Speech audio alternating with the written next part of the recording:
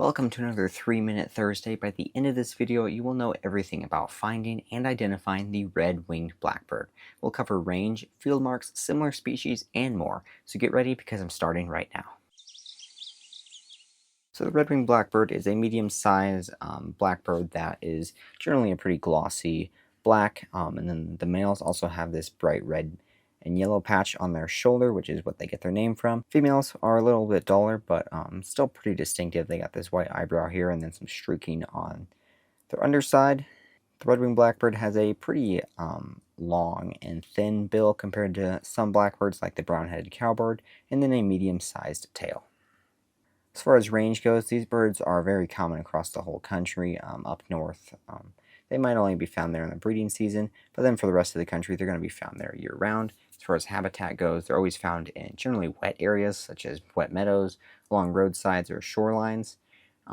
Often near water, but you can occasionally find them in your backyard, especially if you live near water like a creek or a pond. They love to nest in cattails, so if you happen to have cattails nearby, there's a pretty good chance that you're going to have some red-winged blackbirds at some point. Okay, so now let's go over some commonly confused species. There's a couple of them that can be easily confused, and so here we have the tricolored blackbird, and then this is the red-winged blackbird. As you can see, they're very similar, but the red-winged blackbird has a much larger shoulder patch, and also the tricolored blackbird has a thinner bill when compared to the red-winged blackbird. For most of the country, though, you don't have to worry about these guys because they are only found in California, so unless you're birding there, it's very unlikely that you're going to see a tricolored blackbird. Next one is the brown-headed cowbird. On the right we have the brown-headed cowbird, and on the left we've got the red-winged blackbird. At a glance, they're pretty different, but when looking at them farther away, it can be kind of confusing.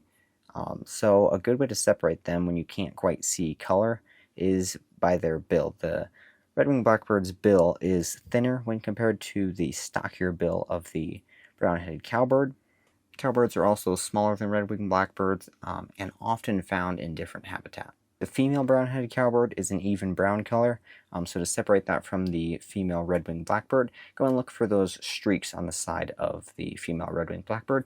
Female brown-headed cowbirds do not have any streaks on them. Next confusing species we have here is the brewer's blackbird. On the right we got the brewer's blackbird, and on the left we've got the red-winged blackbird. And brewer's blackbirds do not have any red on their shoulder, so that can be a great way to separate them. And then the brewer's blackbird also has this yellow in the eye, while the red-winged blackbird's eye is all dark. Also, the bill of a brewer's blackbird is a little bit thinner and longer than that of the red-winged blackbird. So what birds do you want me to do next on this deep dive 3-Minute Thursday series where we go deep into one species of bird? Put your answer in the comment section below and check out this playlist right here for all of the 3-Minute Thursdays. It's 3 minutes, one bird every Thursday. I'll see you soon.